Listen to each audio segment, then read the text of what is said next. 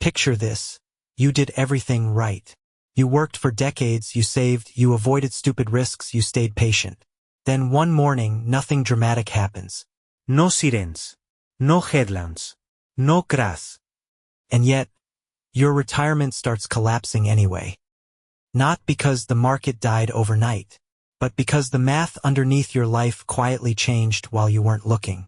Later in this video, you'll see the single moment where most retirement plans fail, and why you won't notice it until it's already too late. This is a story about a trap that doesn't look like a trap. It looks like normal life. A few higher bills. A few weird, once-in-a-lifetime years that keep happening. A few policy changes nobody reads. A few interest rate shifts. A few medical surprises.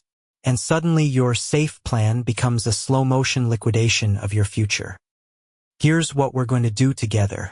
We're going to expose the hidden mechanics that turn retirement security into retirement anxiety.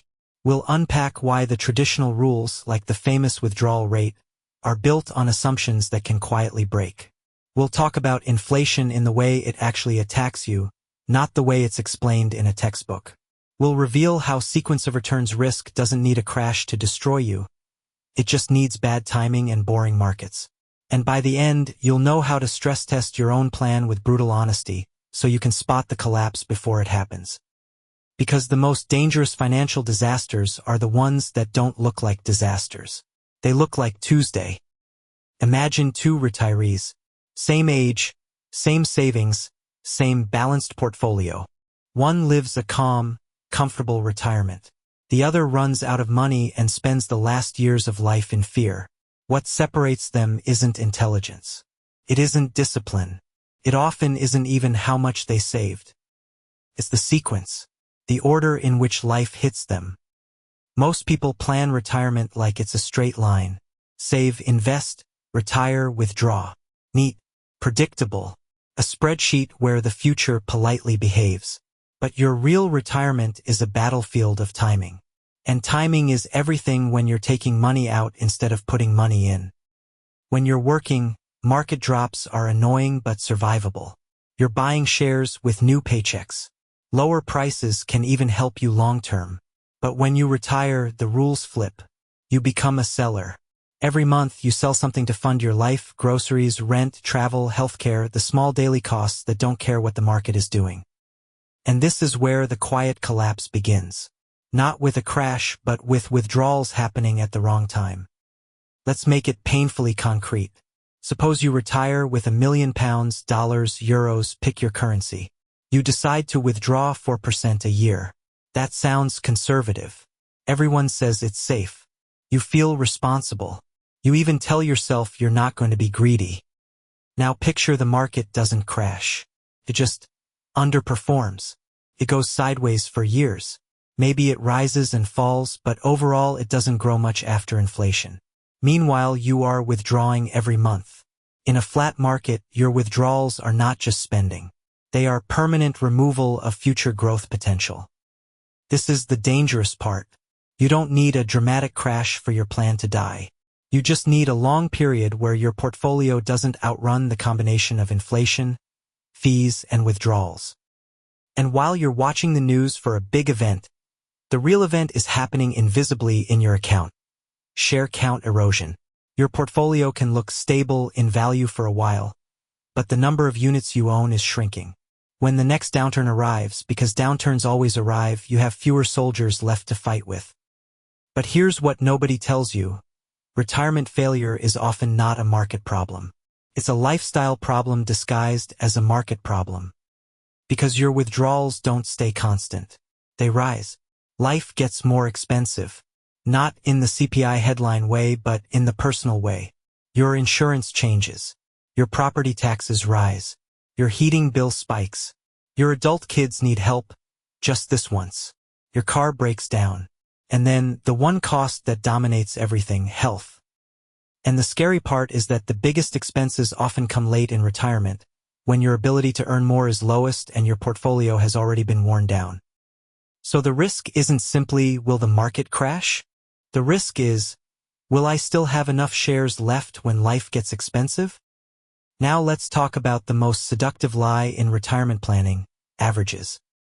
Most retirement projections are built on average returns over long periods. The problem is you don't live the average. You live a specific sequence of years. And the sequence can be cruel. If you get strong returns early in retirement, you can survive almost anything later. But if you get weak returns early, again, not necessarily a crash, just weak, your withdrawals bite harder. You're selling more shares to fund the same lifestyle. That reduction compounds. The portfolio's recovery becomes harder. You need bigger gains just to get back to where you started. And the longer it goes, the more your retirement becomes a treadmill you can't step off. This is the turning point, when your plan shifts from withdraw income to sell principal, without you emotionally realizing it. Because on paper, you're always selling principal. But psychologically, people think of it as taking income. They'll say, I'm living off the returns. But returns don't arrive as a paycheck. They arrive as numbers on a screen, and you turn them into cash by selling. If the numbers don't rise enough, you are selling the future. Quietly, repeatedly, with no headline. And there's another silent killer hiding in plain sight: inflation that hits retirees differently. When you're working, inflation is bad, but you can sometimes increase income. You can negotiate, switch jobs, upskill, earn more. In retirement, most income streams are fixed or only partially adjusted. Your savings don't automatically rise with prices. Your pension might have limits. Your annuity might be fixed. Your social benefits might lag behind reality. So inflation becomes a one-way pressure, like a slow hand squeezing your throat. People think inflation is 3% or 4% and shrug. But personal inflation can be higher depending on what you spend money on. Retirees often spend more on essentials: healthcare, housing, utilities, insurance, food. These are the categories that can rise faster, and you can't just stop buying them without harming your life. So inflation doesn't just make things more expensive. It forces you to withdraw more. And withdrawing more early is exactly what makes sequence of returns risk lethal. You see how this starts to lock together like a trap? Underperformance plus inflation plus withdrawals equals erosion. Erosion leads to vulnerability. Vulnerability leads to fear. Fear leads to bad decisions. Bad decisions accelerate collapse. And the worst part is the human part. Because when retirees feel pressure, they often do the most emotionally natural thing. They become conservative at the wrong time. They sell risk after losses. They move to cash when prices are down. They lock in the damage because they want stability. And I understand it. Imagine being 67, looking at your life savings falling, hearing scary headlines, feeling your chest tighten because you know you can't simply work another 20 years to recover. You want to stop the bleeding. You want to make it safe. But here's the contradiction. The act of trying to feel safe can destroy the very growth you need to survive. That's the hidden tragedy.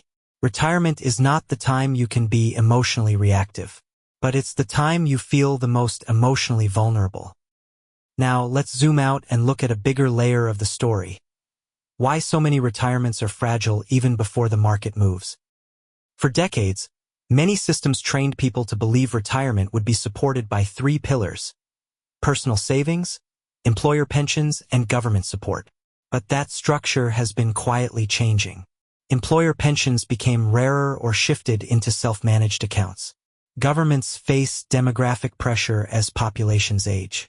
And individuals are told, just invest in the market, it always goes up long-term. Even if that's broadly true over a century, your retirement isn't a century. It's 20 to 35 years of real bills. And you don't get to restart if the first 10 years are rough.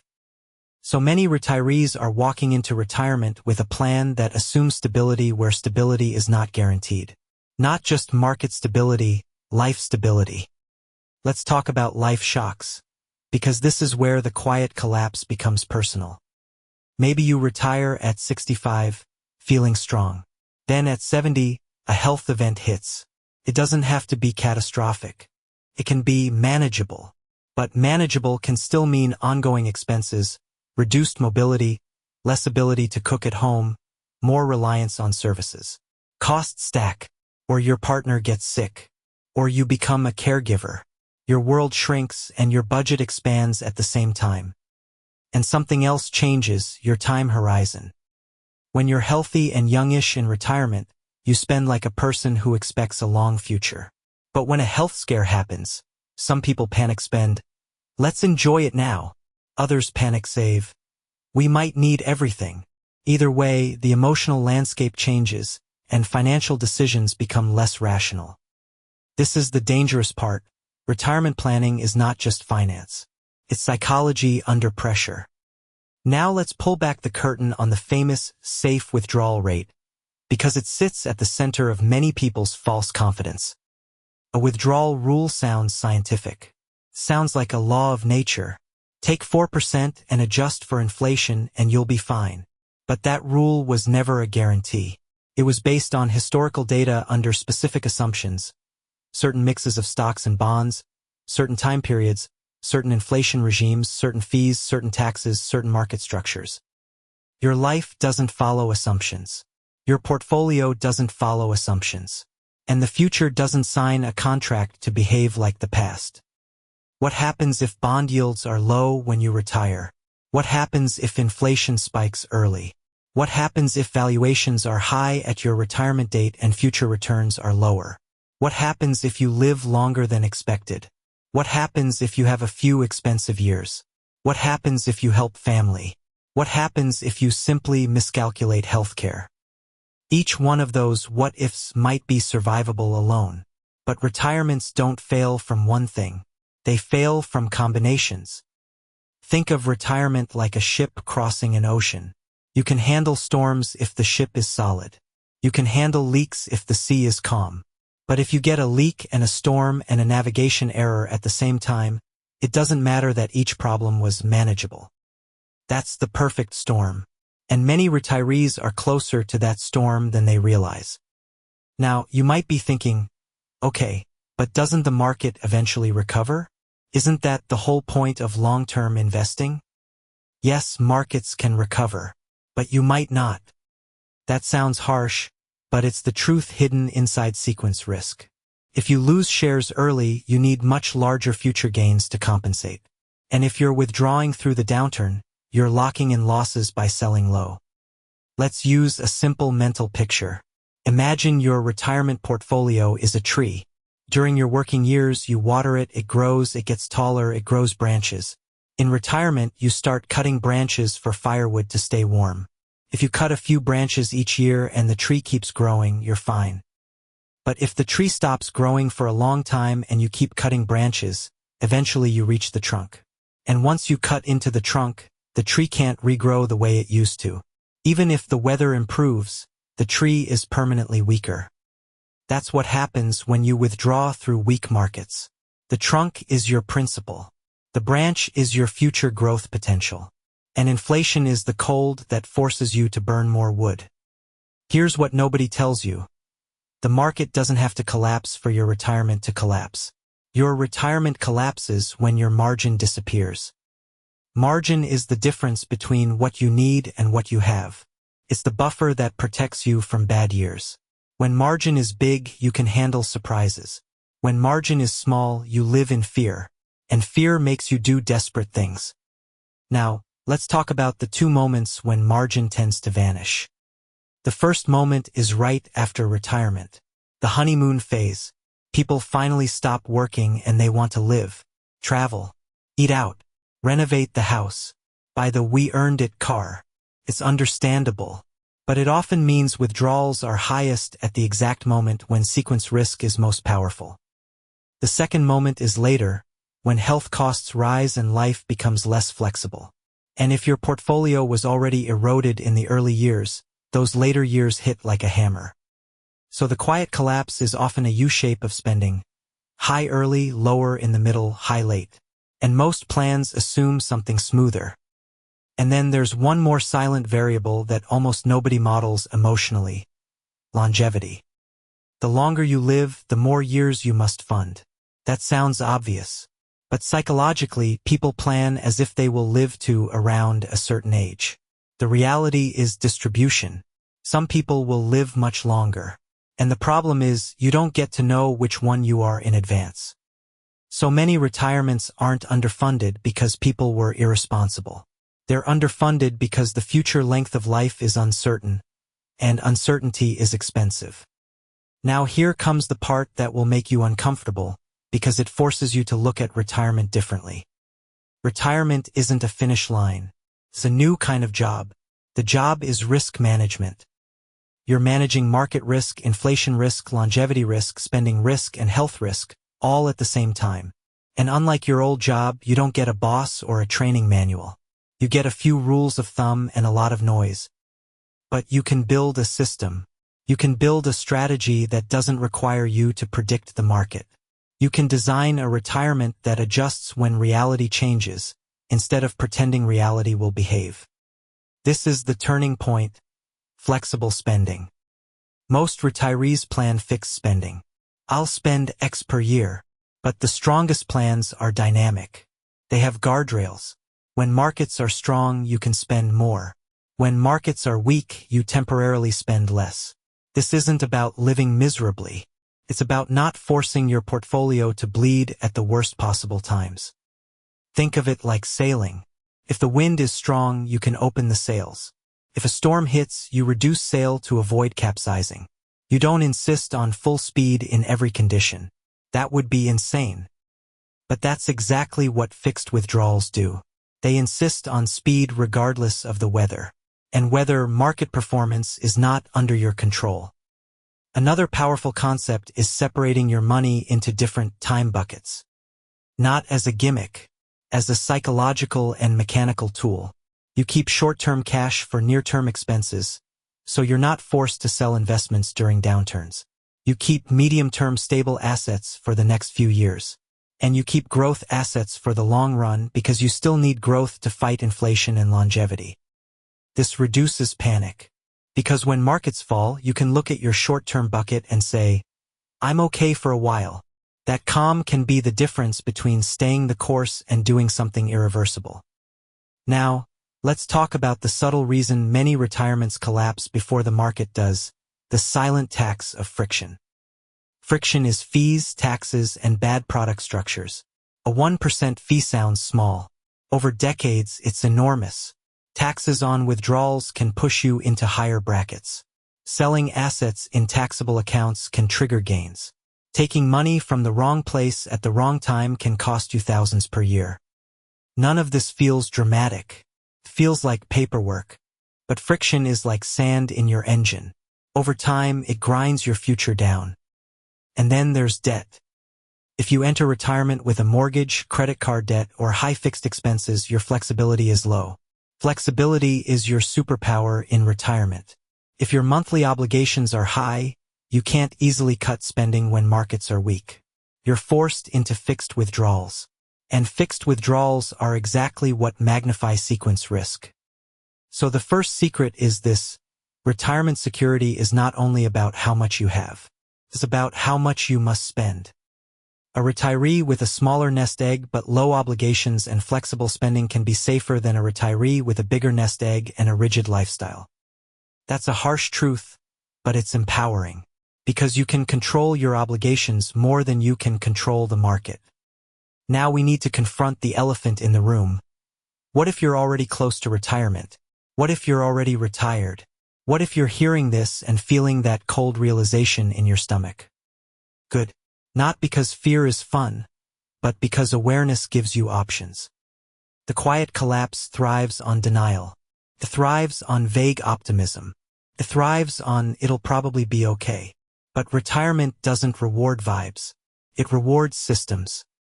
Here's a simple test you can run in your mind right now. If the market went flat for 10 years, could you still fund your life without raising withdrawals? If inflation spiked for a few years, do you have a buffer? If you had to spend an extra chunk per year on healthcare, could you adjust without selling at the worst time? If the answer is, I'm not sure, that's not failure. That's a signal. It means your plan might be built on assumptions you've never stress tested. And this is where most people get trapped. They confuse a plan with a projection. Projection is a guess. A plan is a set of actions you take when reality deviates from your guess. So what are the actions? One action is adjusting spending guardrails. Another is building a short-term buffer, cash or stable assets. Another is diversifying income, pensions, annuities, part-time work, rental income, whatever fits your life. Another is optimizing withdrawals, taking from the right accounts in the right order to reduce taxes and preserve growth. And one of the most overlooked actions is defining what enough means, not in abstract, but in lifestyle terms. People often say, I need 1 million, or I need 2 million. But what does that mean in monthly life? What is your true baseline? What are your fixed expenses? What are your flexible ones? What can you cut temporarily without destroying your well-being? Because in a downturn, your ability to reduce spending is what prevents forced selling. And forced selling is what turns a downturn into a permanent injury. Now let's zoom back to the title, the big claim. Most retirements will quietly collapse before the market does. Why before the market does? Because markets can look fine on paper while your personal math breaks. The index might be down 10% and the news shrugs. But if you are withdrawing and inflation is up and your healthcare costs are rising, your retirement can be in crisis even if the market isn't. The market is not your life. Your cash flow is your life. And there's another brutal twist. Many retirees are exposed to bad markets without it showing up in the headline index they watch. Maybe your portfolio is too concentrated. Maybe you rely on dividends from a sector that cuts payouts. Maybe your bond funds fall when rates rise. Maybe your safe investments lose purchasing power quietly.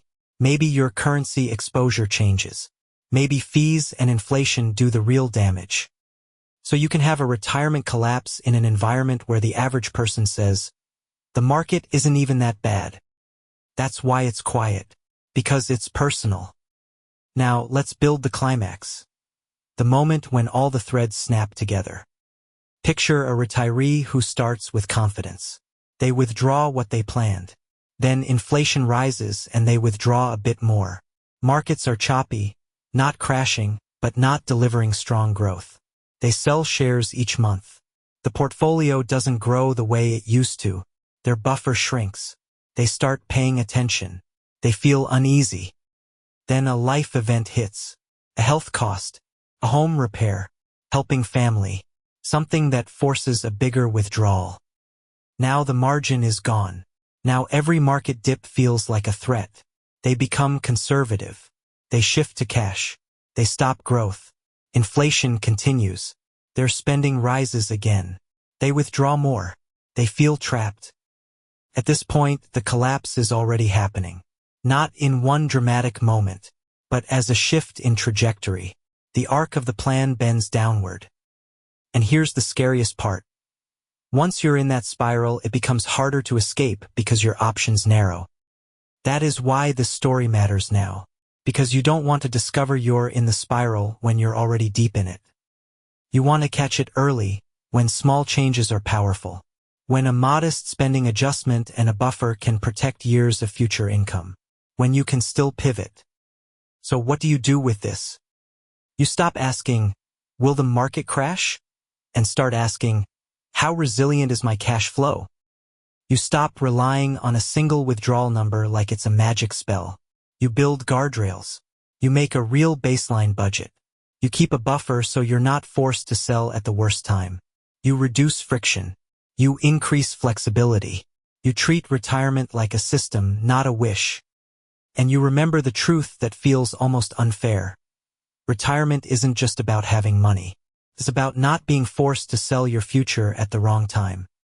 If you can avoid that one trap, forced selling during weak returns, you can survive a world that surprises you. But if you ignore it, the quiet collapse doesn't need a market apocalypse. It only needs you to keep doing the same thing while the assumptions under your plan change. So here's the final question, the one you should be asking yourself tonight, not someday. If the next 5 years are mediocre, not catastrophic, just mediocre, does your retirement still work? Because that's how most retirements actually fail. Not with a bang, with a shrug, with a slow leak, with a plan that looked safe, until it wasn't. And if this opened your eyes, stay with us, because this story isn't over yet. The next chapter is what you do about it. Like the video if you want more brutally honest money realities. Subscribe for documentaries that protect your future, and comment one word, buffer, if you want to follow up on building a retirement plan that survives the quiet years, not just the dramatic ones.